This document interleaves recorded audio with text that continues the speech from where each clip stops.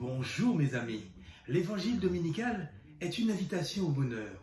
Mais attention, être heureux s'obtient à la condition de se placer toujours sur la justice de Dieu.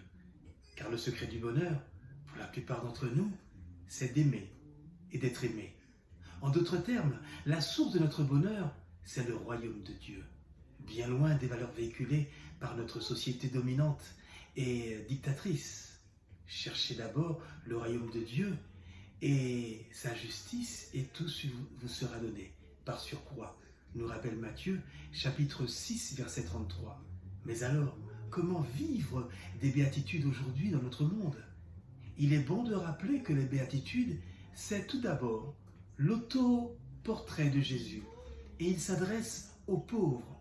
Le pauvre est cette personne qui met toute sa confiance en Dieu et en attendant son secours.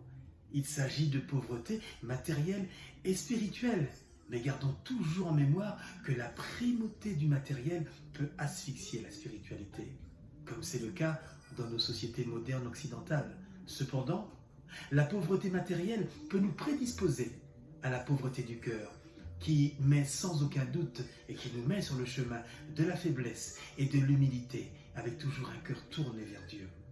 Bien-aimés du Seigneur, les béatitudes de Jésus s'adressent à tous ceux qui ont un cœur assez pauvre pour se retrouver petits devant Dieu, avec les mains toujours ouvertes pour recevoir de lui seul la force de l'espérance. Et l'espérance, qui doit toujours rester au cœur de notre foi, est cette assurance que la justice de Dieu se révélera un jour dans sa gloire. Nous savons que la justice de Dieu se révèle dans un peuple qui ne commet plus l'injustice et ne dit plus de mensonges. Dieu juge, l'homme juge l'apparence, souvent trompeuse, mais Dieu, lui, il sonde bien les cœurs. Nous savons que le fonctionnement humain donne la primauté à la force et à la connaissance, à la richesse et au statut social. Mais la faiblesse, elle, tant rejetée par nos sociétés, est devenue signe de salut et de victoire du Christ sur la croix. Ce sont les pauvres, les petits, les persécutés qui écoutent la parole de Dieu et qui se lèvent et qui se mettent en marche à la suite du Christ.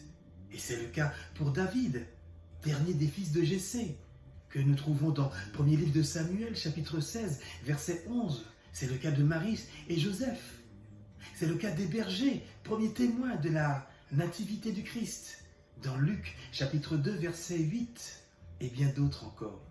Ils ne sont pas parfaits, mais ont une disposition de cœur tournée vers Dieu et une place particulière dans le cœur miséricordieux de Dieu. Frères et sœurs en Christ, Dieu a une tendresse particulière pour eux, c'est un fait. Et c'est un peu comme une mère qui va accorder une attention toute spéciale à l'enfant qui sera le plus chétif, le plus fragile. C'est un peu comme ça que Dieu, oui, nous traite et est avec nous. Alors demandons la grâce d'imiter Jésus afin de rester fidèles témoins de l'Évangile et de le contempler dans la béatitude. Amen et bon dimanche. C'était Raphaël et la parole dominicale de la Fraternité Lataste Martinique pour les personnes privées de liberté.